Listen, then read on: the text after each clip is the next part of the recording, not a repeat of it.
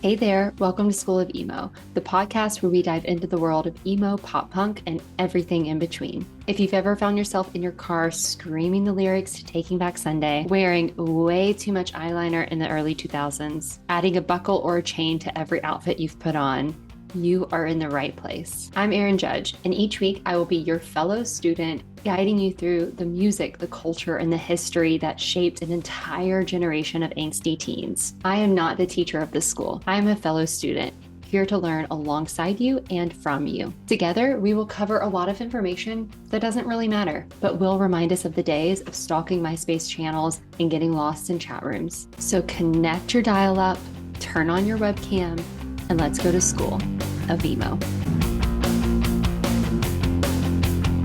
Welcome back to School of Emo. Today we are continuing our series of bands as we prep for the Emo's Not Dead cruise, which is 30 days away from me recording this, from you listening to it. It's like 30 weeks, but it's so close. And one of the bands that I have been really excited to learn about, and I'm excited to talk to you about, because I only know Standing in This Room playing Russian roulette. That's the only thing I know about this band until I did some digging and I learned there's a lot to them that I just didn't know that I need to know that will help prepare me better for my excitement of hearing that one song live if maybe it's played live.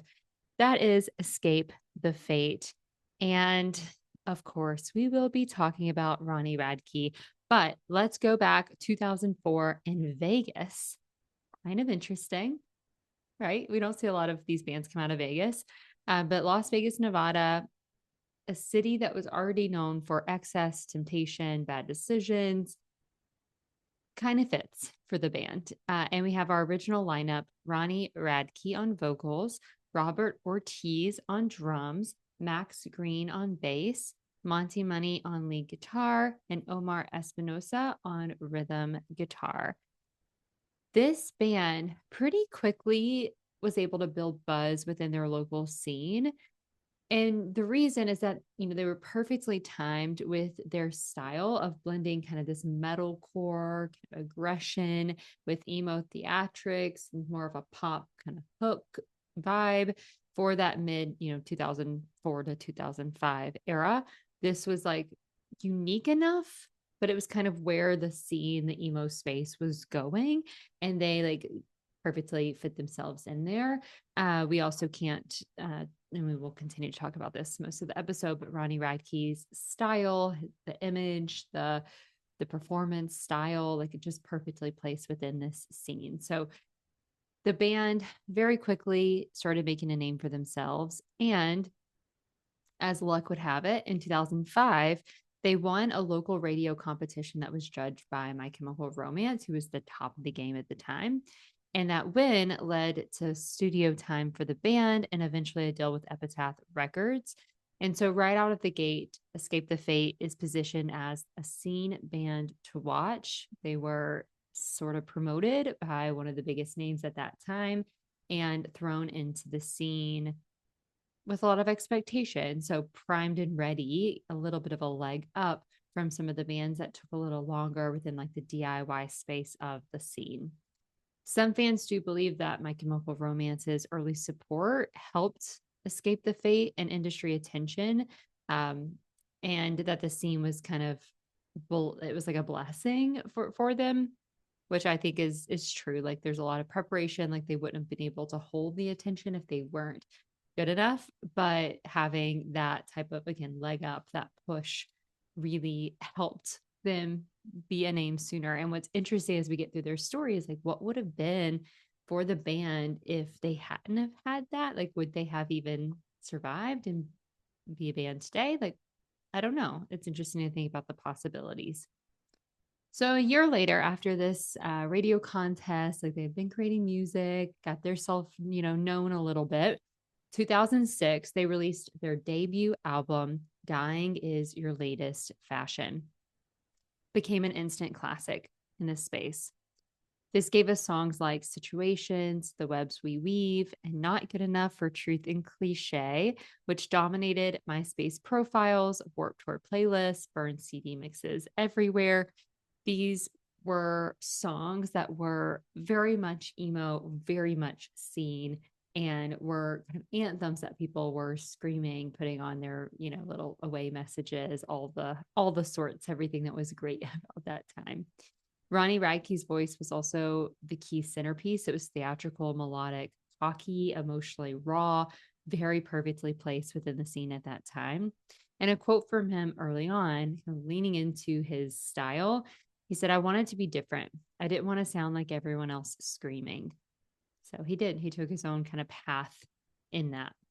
The album sits perfectly between emo, metalcore, and post-hardcore. It's very dramatic, it's flashy, and honestly, it is very Vegas. So very true to their roots, kind of showcasing them as a band, very quickly giving them like a true identity. If this is who we are, this is what we're going to be about. So as I opened, the song that I know, the one song I guess I can define them by that I still love, and again, can't wait to hear live if they play it, is Not Good Enough for Truth and Cliche. So let's read those lyrics. Hurtful words from my enemies in the last 5 years. What's it like to die alone?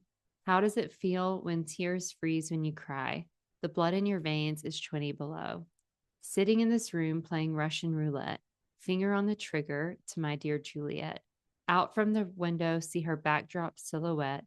This blood on my hands is something I cannot forget. So for now, take this down a notch. Crash my car through your window. Make sure you're still alive, just in time to kill you. Sitting in this room playing Russian roulette, finger on the trigger to my dear Juliet. Out from the window, see her backdrop silhouette. This blood on my hands is something I cannot forget. I can't take this anymore. I can't take this anymore. I cannot feel what you've done to me. I can't take this anymore, what you've done to me. So for now, take this down a notch. Crash my car through your window. Sitting in this room playing Russian roulette, finger on the trigger to my dear Juliet. Out from the window, see her backdrop silhouette. This blood on my hands is something I cannot forget. Written in a reading form, it sounds a little bit more poetic and like deeply kind of disturbing. In a song form, so catchy. You dance to it, you sing it happily, which is their unique kind of spin, and honestly what a lot of emo music actually has become.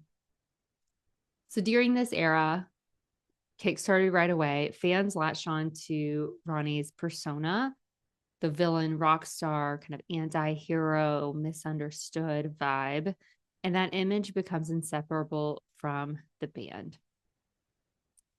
But things did start to shift. There was a big disruption. And we can't get to that without getting a little bit more into who Ronnie Radke is. Because he wasn't just the singer, he truly was the band. He was the heartbeat, the identity of them at the time.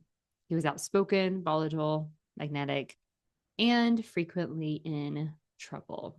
So he did deal with a few kind of legal and jail issues. In 2006, there was an incident where Radke was involved in a Las Vegas altercation where a friend fatally shot 18-year-old Michael Cook in self-defense.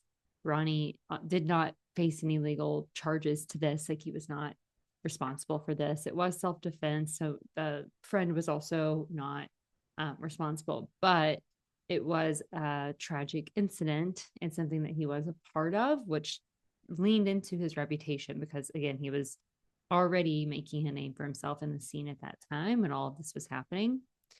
And then in 2008, he was actually sentenced to prison for violating probation related to brass knuckles charges that had happened in the years prior. And that actually led to his exit from Escape the Fate, which we'll get into. And then he also has a history of drug-related offenses over the years. So legal issues have not escaped him. And now he is considered to be sober and, all of that. And so hopefully has passed from this, but has a very complex history with legal stuff and even claims made against him. So 2008, he was sentenced to 2.5 years in prison. And the band had to face a decision because this was still pretty early on in their career. They were at the height of their career at the time. They were starting with that. There was a lot of momentum. And 2.5 years is a long time. And so they had to make a decision whether to wait for him to come back to keep going as a true band in their core or to move on. So they decided to move on, replace Ronnie, and he went on to form the band Falling in Reverse in prison. Now, some fans kind of looking back on this time, I mean, today even fans are very divided on the original lineup versus post Ronnie Escape the Fate, considering them to be like two completely different bands. And many bands believed that they should have paused indefinitely and that the band should have waited, while others believed that the band had a right to survive and supported the band anyways.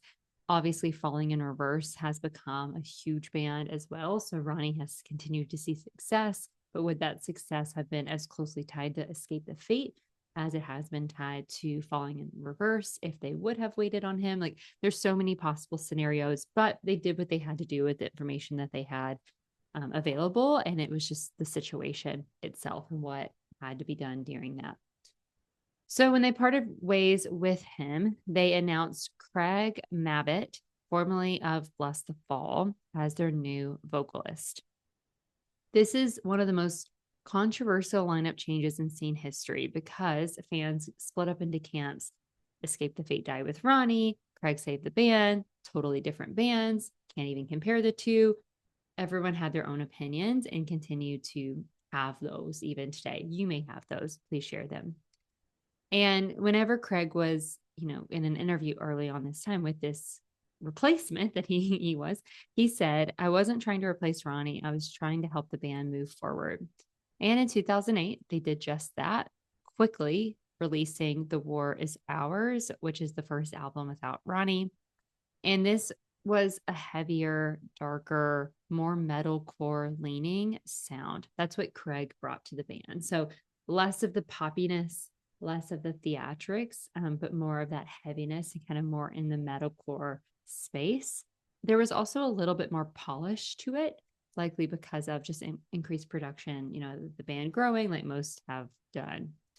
Lyrically, the album is often interpreted as a response to the Ronnie situation. So, looking at The War Is Ours lyrics, we have to find a better way out of this tragedy. As the battle rages on, blood stains the ground we're on.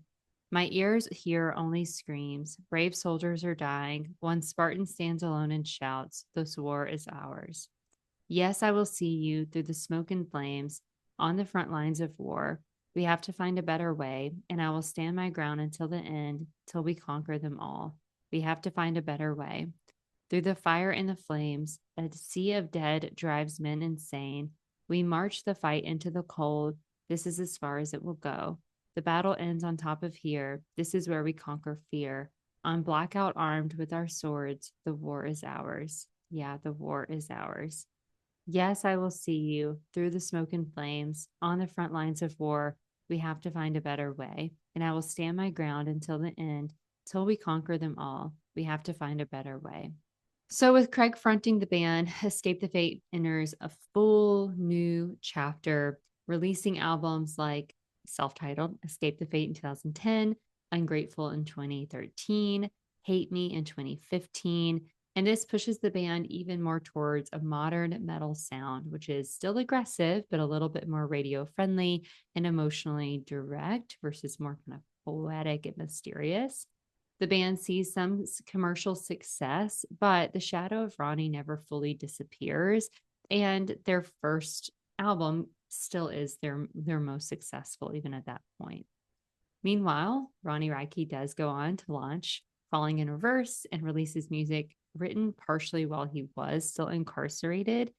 And the comparison becomes unavoidable because as Falling in Reverse starts to see a lot of success, and Ronnie is very much in the scene, loud, present in there. Looking at the Ungrateful album, there's a fan theory where fans believe tracks like You're Insane directly reference Ronnie, though the band has never officially confirmed it. So, looking at those lyrics, I'll take you back to the beginning. I was awoken to screams. The day that I realized there was a devil in me. Who gives a fuck if I'm a singer conceived by the flames? You know, immaculate conception is me. But we started brokenhearted, falling apart at the seams. Don't blame me for your problems. You should fix yourself before you're gonna fix me. Stand back as your world decays. I can't explain why you're falling apart. You need to find someone else to blame for the hurt and the pain. I'm not the reason that you're insane. Feels like I'm living in a madhouse. The smoke and mirrors deceive. The devil in me shivers every time that you breathe. Breathe down my back. Go take your pills and get out. I don't understand what the fuck you're screaming about. We're falling downward spiral. Please just let me be released. Don't blame me for your problems. You should save yourself before you're gonna save me. Stand back as your world decays. I can't explain why you're falling apart. You need to find someone else to blame for the hurt and the pain. I'm not the reason that you're insane. Yeah, I know we've seen some better days. Now that explains why we're falling apart. You need to find someone else to blame for the hurt and the pain. I'm not the reason that you're insane. Ronnie supposedly, in theory, hit back at this in the song by falling in reverse, titled The Westerner, with the lyrics, the music died the day I walked away, which many fans agree with. But there was never this very, not that I could find, if you can find it, let me know, but no known kind of public debate or confrontation around this, which is really interesting. So the Ronnie versus Escape the Fate narrative becomes one of the most talked about rivalries in modern emo culture. Yet I did not know this because I hadn't followed either of these bands. I'm not a big Ronnie Radke obsessor, as many people are right now. And so the fans have debated endlessly which band is better, who betrayed who, is there betrayal even involved, and who won, quote unquote. Or is there no winning involved in this? Are they just two completely different bands? And is there still value to the Ronnie Radke start, but then just to make sense, had to progress the way it did, agreement? Now, while some fans do believe that Ronnie does intentionally reference Escape the Fate in Falling in Reverse lyrics as a way to kind of reclaim his narrative, with that lyric that I mentioned earlier being one example. But in an interview, he did say, I don't live in the past, but I'm not going to lie about it either. So does sort of talk about it, but again, not as openly and directly as we may think, leaving a lot of room for different theories. But Escape the Fate, on the other hand, focuses on consistency and survival. They continue to tour, they're releasing music, and try to build a loyal fan base for those who have stuck with them and supported them throughout their transitions. And they do occupy a pretty unique place in emo history. They're a band that was defined by a debut album. They were shaped by controversy. They pushed through it. They survived losing their frontman. And then they will always be forever linked to one of the scene's most kind of infamous figures, likely due to the controversy that was present. Few bands represent the chaos of life in the 2000s scene better than Escape the Fate because of their history. And so whether or not you are a huge fan or like they're part of it, like they're part of all of the culture, they're part of the stories and the history that exists. They've also continued to stay present in the scene by creating new music, like I Am Human in 2018, Chemical Warfare in 2021, Out of the Shadows in 2023, Out of the Shadows 2.2 in 2024. And then this year, 2025, they released Redefined. And fans have been divided on their newer music, with most believing that they've been on kind of a steady decline since Dying Is Your Latest Fashion, on par with most of the emo bands of the time. The scene had changed, right? And bands began to shift their sound. And so, even with this kind of revival of emo culture and emo bands and all of that, you know, a lot of those early albums still are the top, and bands who have shifted from that sound even a little bit, like maybe they're not seeing the same growth that other bands may be seeing. Like it's kind of hard to define for them specifically what is just a normal story of an emo band that we see with so many other bands, or is it really due to the post Ronnie era? Like, would this be different if he had stayed? Is it that they are a different band and their band now doesn't see the same success? Like, there's probably a lot of nuance to it, and kind of complexities to that history. And that leads me to be even curious about what to expect with the cruise. Like I haven't looked up a lot of like, oh, what exactly are they like live or anything like that. I know a lot of people are excited for them, but will they play that song? I don't know. Like I'd be surprised it is one of their top songs still, but will it be the same? And it's an old song. It's over 20 years old anyway. So my expectation is that it may not be as great as it would have been, in 2005. But like, what do you expect from it? Um, I'm curious and I'm excited to see what happens. They're not a band that's a really high priority for me on my cruise lineup, and we're still waiting on the schedule. So I'm hoping to at least get into one of their sets. We'll probably try to go towards the end of the set in order to hopefully see this song. But if it overlaps with a band that's a higher priority, then maybe I won't. So who knows? Look forward to that on the cruise recap. And if you feel like you have something that you want to share, a great moment with the band, a hot take, a perspective that you think is worth noting, like I know even talking about Ronnie Radke can be complicated. He is, I think, more in falling in reverse, being more in kind of that metal rock scene right now. A lot of sexualization of him, but also he has a complex history with women and a lot of things that may or may not have happened, and just some issues there. He's very outspoken, even on social media, kind of abrasive and either loved or hated kind of guy.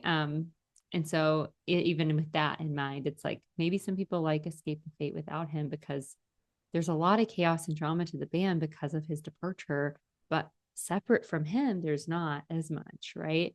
And that may be why their success looks different, because that chaos brings news and attention, and sometimes that's really helpful.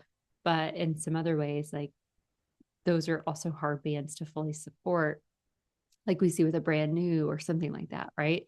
So it is interesting to think about all those differences. So if you have thoughts, comments, perspectives that you want to share, please do. YouTube is the best just because you can share comments and we can all see it and interact together.